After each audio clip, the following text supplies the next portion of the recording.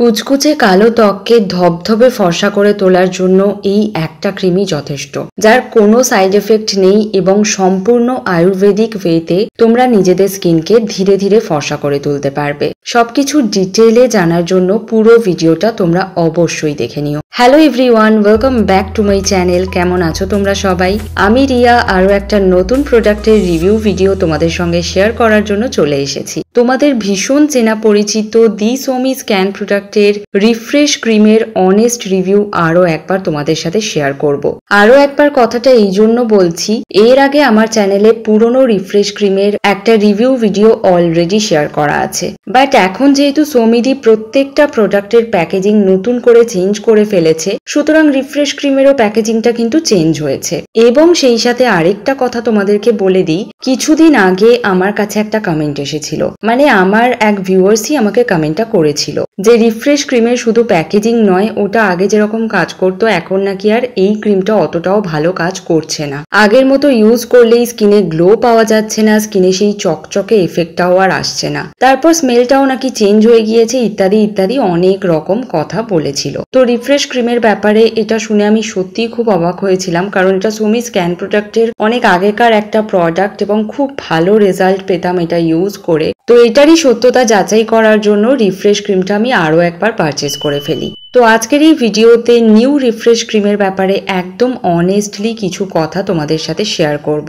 এটা কেমন কাজ করে, সত্যিই আগের মতো কাজ হয় কিনা, এগুলো নিয়ে একদমই ভিডিওটা তোমরা কেউ স্কিপ করো না, কারণ অনেক নতুন কিছু জানতে পারবে। সম্পূর্ণ ভিডিওটা দেখো। প্রথমেই তোমরা প্যাকেজিংটা দেখে নাও। প্যাকেজিংটা দেখলেই তোমরা বুঝতে পারবে এটা একদম নতুন রিফ্রেশ ক্রিম, পুরনো রিফ্রেশ ক্রিমটা নয়। আর কোয়ান্টিটি সেম আছে 50 ml। বর্তমানে রিফ্রেশ ক্রিমের প্রাইস হচ্ছে 120 রুপিস। যাই হোক, এটার সেলফ লাইফ হচ্ছে 3 ইয়ার্স।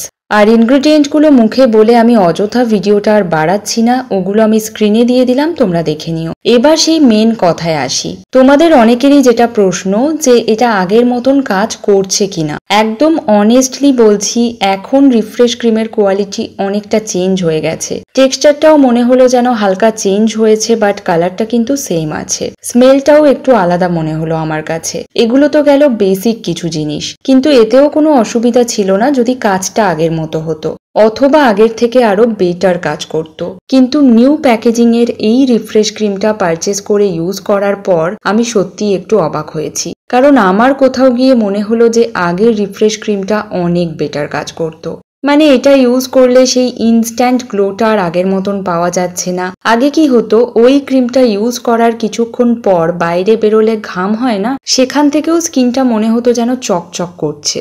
বাট এখন কোয়ালিটি আমার কাছে একটু ডাউন মনে হয়েছে।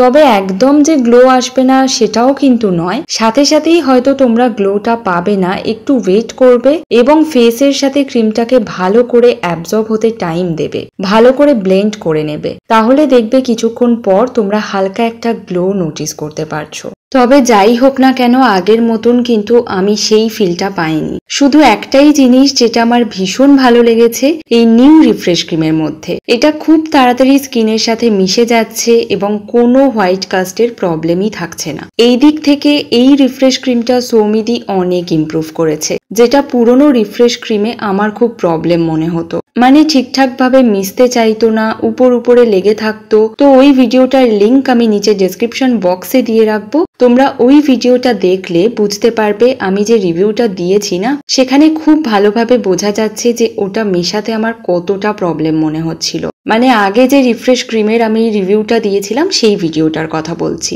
কিন্তু এই ক্রিমটা দেখো, জাস্ট একটু রাব করার পর এটা কতটা তাড়াতাড়ি স্কিনের সাথে অ্যাবজর্ব হয়ে গেল, অ্যান্ড নো হোয়াইট কাস্ট।